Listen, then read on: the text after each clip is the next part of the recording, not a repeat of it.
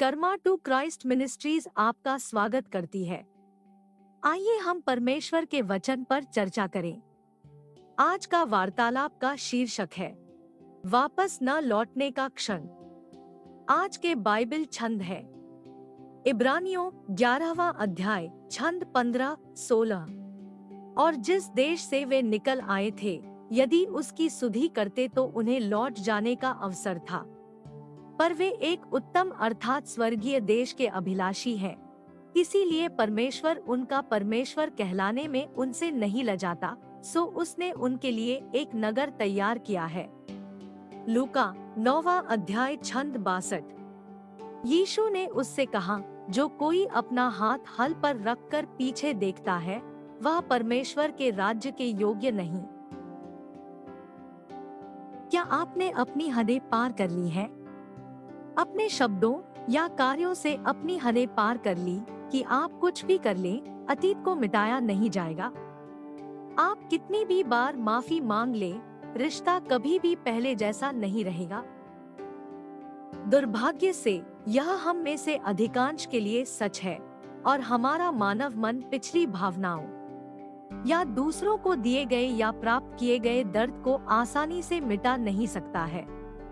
लेकिन जब हम परमेश्वर के प्रति अपने समर्पण के साथ बहुत दूर या बहुत गहरे चले गए हैं, तो यह वास्तव में एक अच्छी बात है। कोई भी ईश्वर को कभी भी त्याग नहीं सकता, प्रेम नहीं दे सकता या त्याग नहीं कर सकता। यह वास्तव में हमारे लाभ के लिए है कि हमारे ईसाई धर्म के साथ इतना शामिल और कट्टरपंथी है कि एक कदम पीछे हटना मुश्किल हो जाता है। क्या आपने बिना वापसी के बिंदु वाक्यांश सुना है? यह आमतौर पर समय या दूरी में एक बिंदु निर्धारित करने के लिए उपयोग किया जाता है, जिसके बाद जो किया जाता है उसे पूर्ववत नहीं किया जाता है और हम केवल आगे बढ़ सकते हैं। यह बहुत नकारात्मक लगता है ना? लेकिन परमेश्वर के मार्ग में वापसी न होने का बिंदु हमारे आध्यात्मिक चलने के लिए एक बहुत ही सकारात्मक बात है। जब हम सड़कों पर सुसमाचार प्रचार करते हुए, आराधना दल में गाते हुए, एक मन से प्रचार करते हुए या परमेश्वर की बातों में अधिक से अधिक शामिल होते हुए होते हैं, तो एक समय ऐसा आएगा जब हम बस रुक नहीं सकते और अपने पुराने पापी तरीकों पर वापस नहीं जा सकते।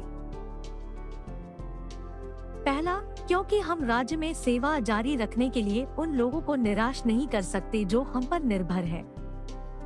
दूसरा, एक बार जब हम प्रभु की भलाई का स्वाद चख लेते हैं, तो हम आनंद के क्षण के लिए परमेश्वर की उपस्थिति का आदान प्रदान नहीं कर सकते।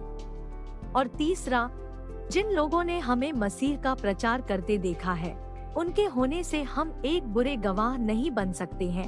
अब अपने कार्यों से उनकी निंदा करें। यह अंतिम परिणाम कुछ ऐसा है जिसे परमेश्वर बिना गंभीरता से नहीं लेता है। इसलिए मसीह के साथ अपने चलने में बिना किसी वापसी के तक चलते रहें, तभी आप सुरक्षित रहेंगे और मुक्ति के उपहार को जाने देने के लिए परीक्षा में नहीं होंगे।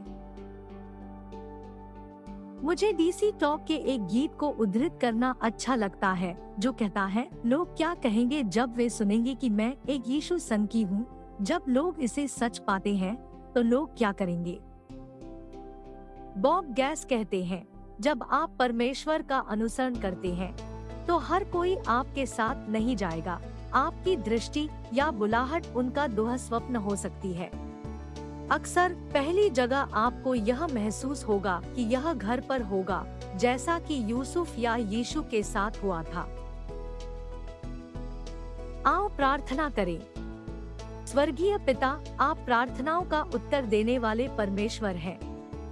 पहाड़ियों और घाटियों का परमेश्वर, सारी पृथ्वी का परमेश्वर, हमें संसार के उन प्रलोभनों से सुरक्षित रखे जो हमें यीशु को अपना प्रभु मानने के अपने वादे से पीछे हटने के लिए आकर्षित करते हैं।